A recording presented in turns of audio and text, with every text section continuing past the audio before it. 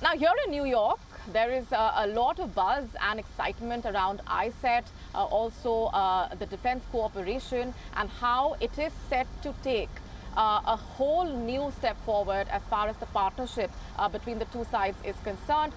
And we spoke to Jonathan Wachtel as well to just better understand what this GE deal, the transfer of technology, iCET, really means for the relationship and the potential and the challenges that lie forward.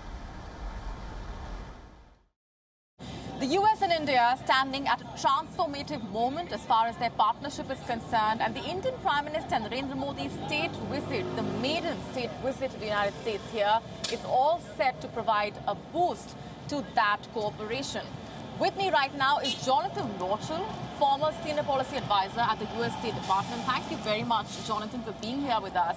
I want to start by asking you for your comments on the expectations that the US really has from this visit and how it's going to be a multifaceted visit when it comes to deeper cooperation in the defense sector, space, climate change, so on and so forth. This is a big deal. This visit is no small matter. It comes just on the heels of Secretary Blinken's trip to China, which is very symbolic in and of itself and sort of puts the scene setter for the significance of what it means that the Indian Prime Minister is coming to the United States, invited to the United States by the President of the United States. A state visit is a big deal also. Speaking of which, Lloyd Austin has said that the two countries stand at a transformative moment. And the partnership, as far as the defense cooperation is concerned, we're seeing a significant expectation in terms of deepening of those ties through the sharing of technology. And it's been said that, the deliverables from this visit are also to do with lifting some of the hurdles that have lied in that path. In that respect, how significant is iCET and the potential that that initiative has?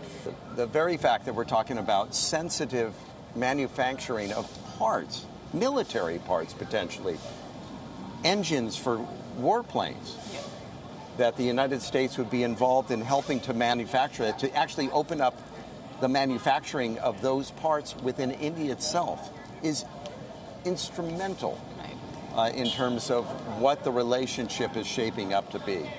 It's kind of unimaginable. One of the most sacred things for any country is their defense, is their weaponry, is their top technology in that area. And to be willing to not only just share that or have India purchase that, but to actually manufacture parts, incredible. Speaking of which, the GE deal and even the deal to buy American drones, these are on the cards.